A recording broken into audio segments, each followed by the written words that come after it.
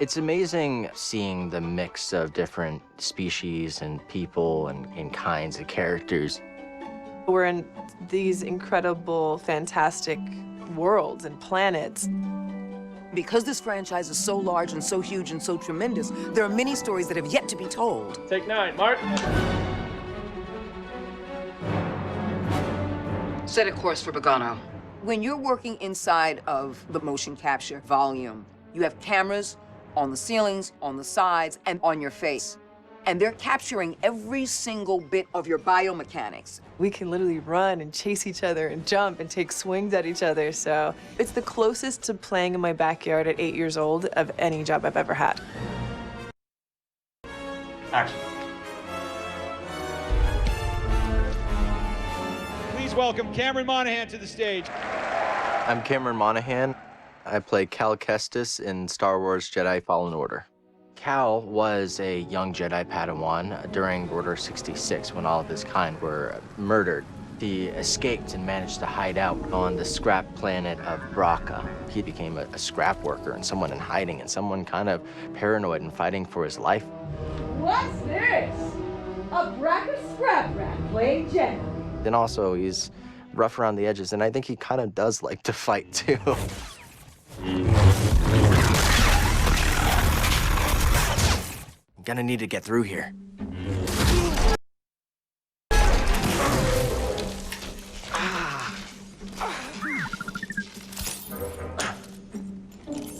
Healing stim. You're full of surprises. BD-1, our buddy droid, is a wonderful addition to the droid family. He was sort of designed as like an adventure companion. By having me operating this little guy as a placeholder for the animators, it's also nice for the other actors to have something to play opposite, and so that's kind of fun because then I can inject a little personality I feel that BD-1 has. The two of them have a really wonderful relationship. In many ways, I think Cal's kind of best friend across the story. Real moves on you.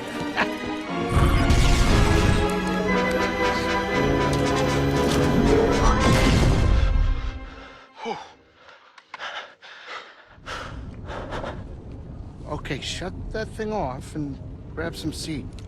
Seer and Grease enter into Cal's life explosively, and I think that Cal is of two minds about it. You've been surviving on your own for so long that it's impossible to trust anyone. And it's what's kept you alive. I think that ultimately he has to do this mission because this is what he was made for. He's a Jedi trying to restore balance. Before we do anything, I need to know something. How come you're no longer a Jedi? Seer Junda completely cut the Force out of use in her life. I had an experience that changed my perspective. And she decided that she would not use the Force because using it might pose a threat to not only her, but to others, which it already did to a certain extent. Yeah, the Mantis is my ship, but you better pay attention to this lady here. Grease Dritus is not, let's say, the most affable Latiron. He's had some hardship in life. He doesn't trust people too much. What is that? Get off my sofa! I hope you found something better out there than this droid. Oh, calm down, Breeze. He's got something he's running from, and it puts our hero in a very precarious position. Let's see what he's got. Damn it, Grease. But, by the way, a nice guy. Heart of gold. This place seems abandoned, but... You trespass, Jedi. Hi, my name's Tina Ivlev. I play Marin in Star Wars Jedi Fallen Order. You must be a Night Sister. Dothamir is forbidden to you. Leave at once. Easy. She's from a coven that is extinct now. She's the last of her kind. She can raise the dead pretty much whenever she wants. Cal and Marin come from a similar background of loss. They both experienced watching those that they care about die. She's spent her entire life growing up believing that the Jedi are responsible for killing her sisters. They will have their revenge. Marin has a wall up in a similar way that Cal does at the start of the story. It takes him proving himself over and over and over and over again for her to realize, like, okay, maybe this guy is telling the truth. That was really fun for me to play.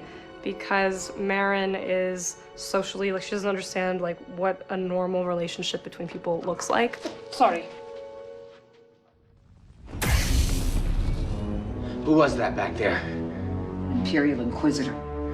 She's a Force user hunting Jedi survivors.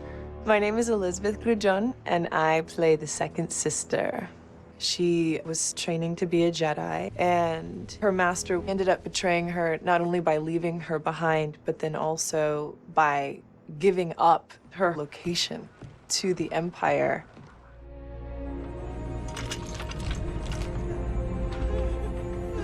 It plays out in such an angry and powerful way when she becomes a second sister. What it taught her is to love is to die, and to kill is safety.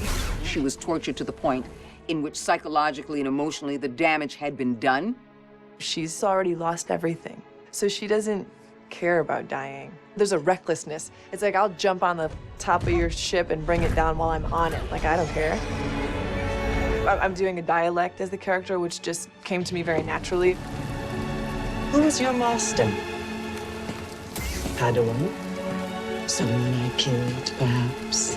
She really enjoys hurting and wounding, so I wanted to hear that pleasure in her voice.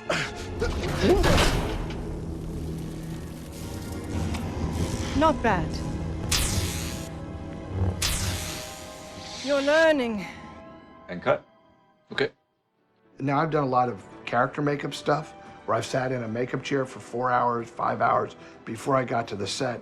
Getting to put greased dritus on and not have to go to the makeup chair, that's an extraordinary gift. The cast and crew become such a family. We do warm-ups together before every rehearsal. We have breakfast and lunch together every day, so it feels like, hey, like, these are my people. I hope that people walk away with a really wonderful sense of these characters, of the adventure and story that they've been along for the journey with. You know, the story is about learning to trust and trusting in the Force and what that means. It's about coming together for a mutual purpose and to trust in the fact that ultimately, if you do the work, then maybe, just maybe, the tide will change.